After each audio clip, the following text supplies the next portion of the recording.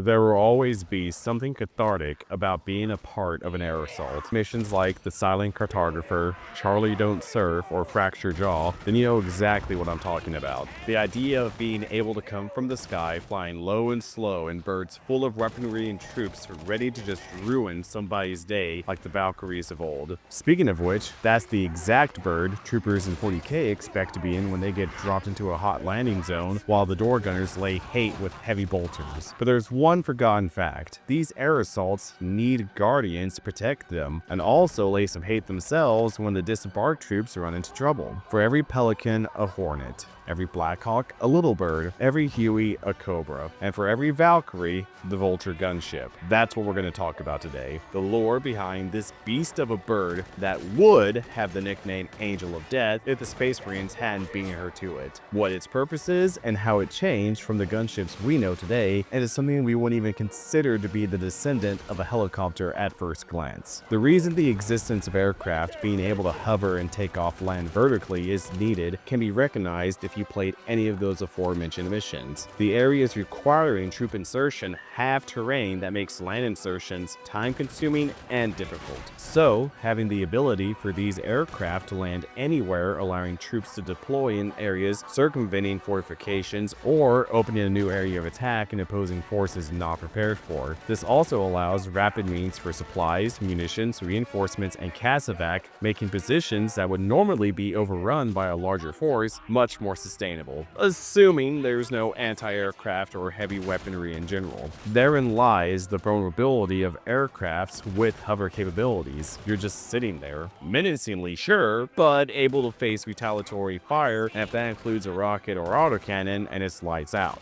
That is where the gunship comes in. An aircraft capable of hovering, but with enough munitions to level a couple hamlets. Their purpose is to be the big brother, and the second some corn-fed chaos worshipper thinks they're the main character, the gunship will proceed to wipe them off the face of whatever backwoods planet they happen to be on. And that's it. Just fly around, removing any threats that could attack the Valkyries before they hover to drop troops off. Afterward, they might even hang around in case the troops run into any hard targets. Because another downside to air assaulting from a hovering craft is things like tanks, sentinels, or chimeras aren't able to join the party, leaving your ass in the wind if the enemy arrives with armor of their own. Fortunately, something like a tank is light work for a vulture. Now, I should say, for our world, we have some examples we can look to that are very much like the vulture. For the Americans, it's the Apache. For the Russians, it's a Hind. But overall, they had the same plan. Just carry a shit ton of firepower and be there to help guard helicopters that are transporting troops, equipment, supplies, etc. And also being able to kill hard points such as tanks, emplacements, pillboxes,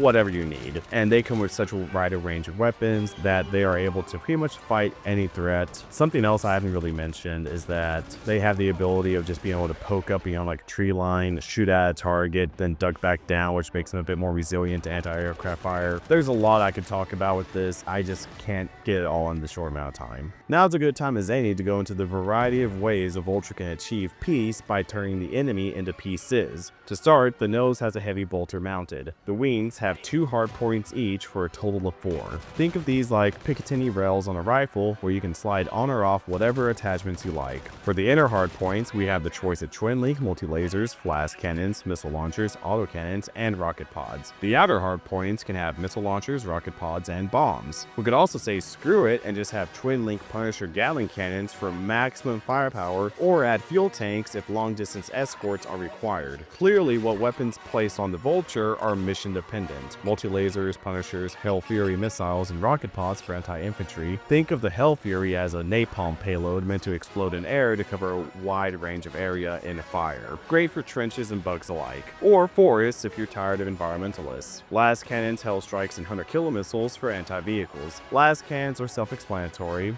So are the bombs. Heavy bombs being the 1,000-pound bombs that you drop and forget, with smart bombs being bombs that are similar in size but can be guided. In our world, this is typically done by a third party using a laser to paint the target, allowing the bomb to adjust its flight path to precisely precisely hit the target. There is a difference between the Hellstrike and Hunter-Killer, however. The Hunter-Killer is smaller, has the means to correct its path in flight through sensors, giving corrections to a Logis engine mid-flight, or the Machine Spirit of the vehicle can use its auspex to guide the missile to the target, which is similar to how a tow missile is used in the second millennium, though there is not mention of a Hunter-Killer having the wire that connects the missile to the vehicle. The Hellstrike missile, on the other hand, is much larger and faster. They also operate like APHE shells for tanks, meant to penetrate the target before exploding. Acceptable targets being tanks, APCs, HAB blocks. Wait, a HAB block?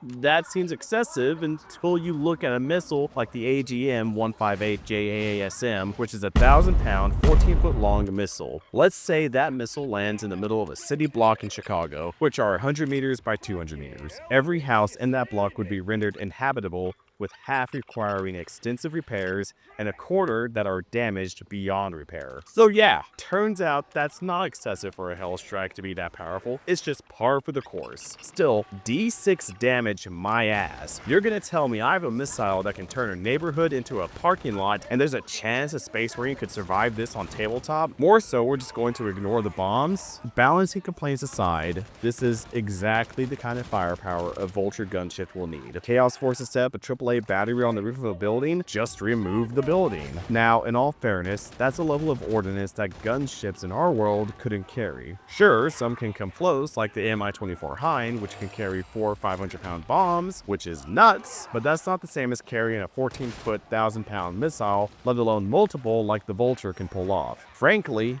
that's because while the Vulture is utilized like a gunship, mechanically it's a VTOL aircraft. That's obvious seeing how there's no rotor because future, but then you remember how the Mechanicus are straight up flying on some Da Vinci shit, which could be a video in of itself. Back on topic, the Vulture is a fixed-wing aircraft that most likely has a vector thrust turbofan engine with supplemental rotating nozzles. The former being that giant engine at the back of the plane, and the latter being the small nozzles you see at the wingtips. What makes a vector thrust engine different is that the nozzle of the engine can rotate up to 98 degrees. This is what allows the plane to perform vertical takeoff and landings while also having the ability to travel at fixed-wing aircraft speeds. The smaller nozzles help allow fine adjustments when the vehicle is hovering. This is technology that is tried and tested in our time with examples like the Harrier jump jet and the F-35B Lightning. This is what allows it to be the love child of helicopters and fixed-wing aircraft, having the mobility and hover capabilities without sacrificing firepower. Now, of course, there are drawbacks to planes that can hover in our time. I can't attest to the Vulture, but the Harrier has been known to be unforgiving to pilots, even those that are experienced. There's also one key detail I didn't mention. While the Harrier is in hover mode, the plane needs to be faced against the wind, otherwise the wind can cause the plane to drift and overall increase the difficulty in controlling the plane. Lastly, when the plane is fully loaded, vertical takeoff isn't really viable as there just isn't enough power in the engine. However, short takeoff from a carrier ramp is a possibility, and once you've expended some fuel and munitions, you're more than able to land vertically. So, while the goal is to achieve what the Vulture and Valkyrie can do, we're just not there yet. Munition-wise, everything the Vulture has, we have a comparable example. Heavy bolter, automatic grenade launcher, Hunter-Killer missile, Hellfire missile, Punisher Gatling cannon, Vulcan Gatling cannon, Hellfury missiles, napalm, the missile pods, autocannons, and bombs are obvious. The las weapons muddle the waters a bit, but their intended uses can be covered by weapons I've already mentioned. All in all, the Vulture is a very undermentioned and underappreciated vehicle in books and on tabletop.